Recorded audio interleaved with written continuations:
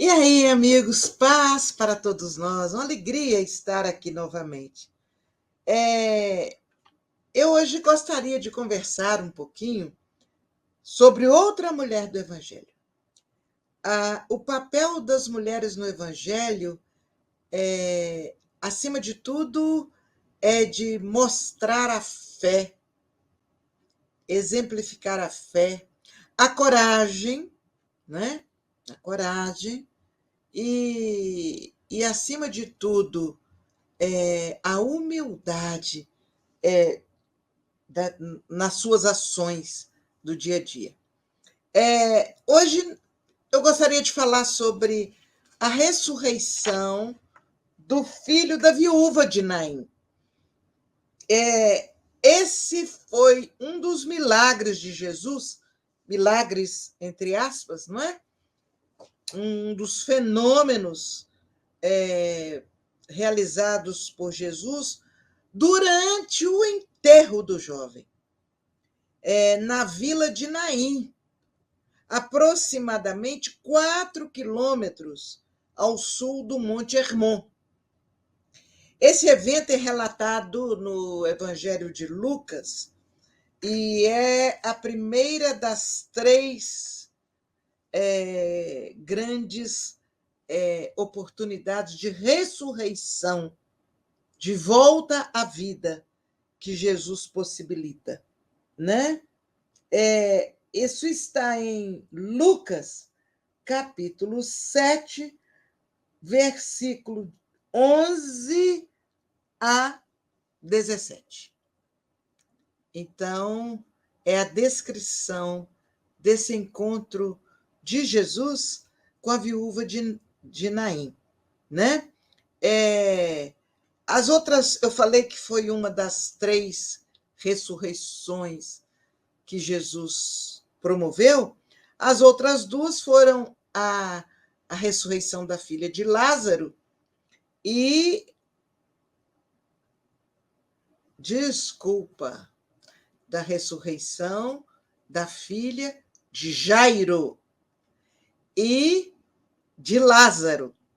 São as duas outras ressurreições, retorno à vida que Jesus promove.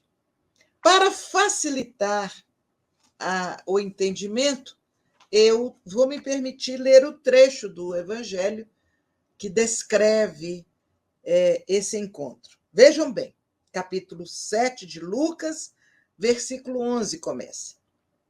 E aconteceu pouco depois ele ir à cidade chamada Naim, e com ele iam muitos dos seus discípulos e uma grande multidão.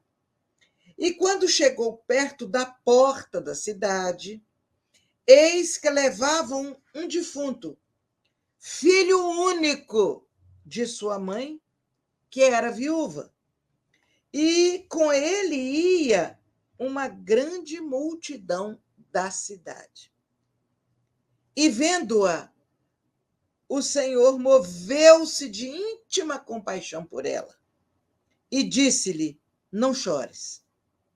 E chegando-se, tocou o esquife, e os que o levavam pararam. E disse: mancebo, a ti eu digo, levanta-te. E o defunto assentou-se e começou a falar. E entregou-o à sua mãe. E de todos se apoderou o temor, e glorificavam a Deus, dizendo: um grande profeta se levantou entre nós, e Deus visitou o seu povo. E correu dele esta fama por toda a Judéia e por toda a terra circunvizinha. Ora, o que é de tão fantástico neste encontro e neste fenômeno? É que a mulher, não nos esqueçamos, ela tinha uma vida limitada. E esta mulher já estava viúva. O marido dela já tinha desencarnado. Então, quem, diante da sociedade, cuidava dela era o filho. E o filho desencarna também. Como sobreviveria aquela mulher sem ter um homem na casa que procurasse praticar os princípios recomendados pela lei daquela época? O que seria daquela mulher? Ela não poderia trabalhar para ter o seu recurso, porque mulher naquela época não trabalhava fora, não prestava serviços. Então, como ela iria sobreviver? Por isso, Jesus foi tocado de compaixão. E interessante, é importante ressaltar que ele andou a pé cerca de 50 quilômetros para chegar a Naim, já que ele se encontrava antes em Cafarnaum, cidade na qual acabara de curar o servo de um centurião. Então, este detalhe é muito importante. Ele foi objetivamente para isso, não é? Ele andou 50 quilômetros. Ele sentiu compaixão por aquela viúva, compreendendo a situação em que ela se encontrava, não é? E é assim, toda a cidade, aquela comunidade estava lamentando aquela viúva, sabendo o que se destinava a ela, a necessidade, o sofrimento, né? E é justamente quando nós nos sentimos esquecidos, quando nós nos sentimos desprezados, abandonados, é que nós devemos nos lembrar de Jesus, né? Para que nós tenhamos a certeza de que ele não nos abandona.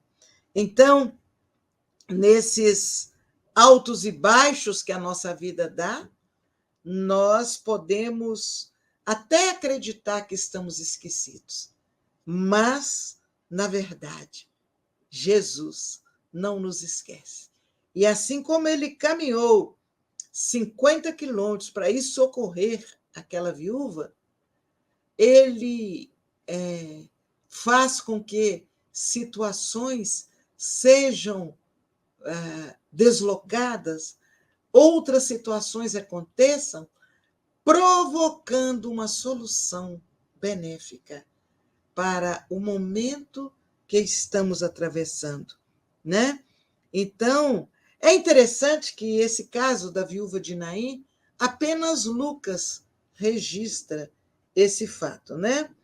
E a gente vai entendendo que possivelmente só Lucas registrou porque Lucas escreve o que ele ouviu das narrativas de Maria de Nazaré, né, e dos discípulos mais antigos. Então, possivelmente, ele ouviu essa história, porque para que ele pudesse contá-la, tudo o que ele escreve em seu evangelho, ele está repetindo o que ouviu. Certamente, ele ouviu e repassou para nós outros, né? Então, é importante que a gente lembre que Naim era um vilarejo agrícola na época de Jesus, aninhado no sopé de um monte, né, do Monte Moré. Então, vocês imaginam aquela criatura, aquela mulher, ela ia ter que trabalhar na agricultura, mas como? Ela não seria aceita, porque a lei não permitia que mulher exercesse determinadas situações. Então, é importante que a gente possa refletir que Jesus, para ele, não tem distância, não tem barreira sociocultural, não tem limites. O amor de Jesus atravessa todos os limites e resolve a nossa dor, alivia a nossa alma. Muito importante, muito inspirador esse trecho do Evangelho, né? E a gente vai pensando que de todos os fenômenos que Jesus provocou, por onde passou, aqueles fenômenos considerados milagres, né? Poucos são tão ternos, são tão doces, né? Compassivos, quanto este da viúva de Naim, em que ele verdadeiramente demonstra uma solidariedade, ele demonstra que todos são importantes para ele. Mesmo a mulher que era desprezada na época, ele a socorreu, sabendo que ela teria uma destinação de muito sofrimento se ele não a ajudasse. Então, é importante que nós possamos refletir nessas passagens, entender a ação de Jesus junto a cada um de nós. Jesus, ele traz a marca da presença amor em qualquer momento, em qualquer lugar onde nós estivermos. Nós, nos 2 últimos momentos que aqui viemos, falamos que o Evangelho nos liberta dos preconceitos, exatamente porque depois de Jesus, nós não conseguimos registrar situações em que o preconceito vença. Com Jesus, com o Evangelho, nós vamos encontrar a vitória sobre os preconceitos socioculturais. Então, já trouxemos aqui a samaritana, trouxemos aqui a mulher que a filha tinha enlouquecido, né? Que é a mulher cananeia, quando ela pede pela filha que está enlouquecida. Ele atende com o mesmo amor. Ele atende, a sua alma se transborda, e ele, deixando clara a oportunidade de algum ensinamento, ele atende o pedido. O que nos chama a atenção na viúva de Naim é que ela não pediu. Ela estava sofrendo calada, entendendo que a partir dali ela teria que enfrentar as consequências do sofrimento de ter ficado viúva e ter, entre aspas, perdido o filho e ela ter ficado só. Ela aceitou aquilo com naturalidade, sem reclamar e sem pedir. Este é o ponto importante dessa passagem. Ela não pediu. Ela vai com muita tristeza, com muitas lágrimas, acompanhando o corpo do filho para o enterro. E todos os que residiam naquele lugarejo iam junto com ela, lamentando a situação em que ela passaria a vivenciar. E aí acontece a chegada inusitada, luminosa, cheia de amor do nosso querido Mestre Jesus, que sem que ela pedisse, sem que ninguém pedisse, ele levanta o seu filho, cujo corpo estava sendo levado para ser enterrado. Pensemos nisso. Pensemos na grandeza do Mestre, que vai onde não é chamado, quando a necessidade é profunda, é real e há merecimentos. Pensemos. Agradeçamos a Deus pela oportunidade de convivermos com o Evangelho, esta bênção de amor. Paz para todos nós. Que Jesus continue iluminando